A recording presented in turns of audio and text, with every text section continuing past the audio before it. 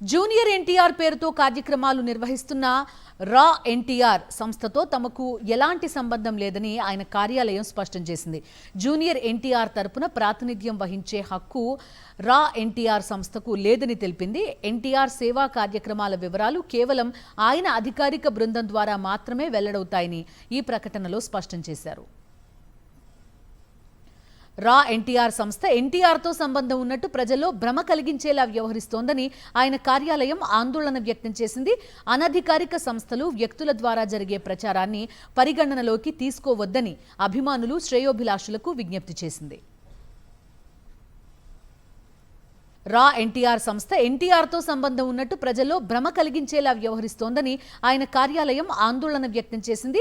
అనధికారిక సంస్థలు, వ్యక్తుల ద్వారా జరిగే ప్రచారాన్ని పరిగణనలోకి తీసుకోవద్దని అభిమానులు, శ్రేయోభిలాషులకు విజ్ఞప్తి చేసింది.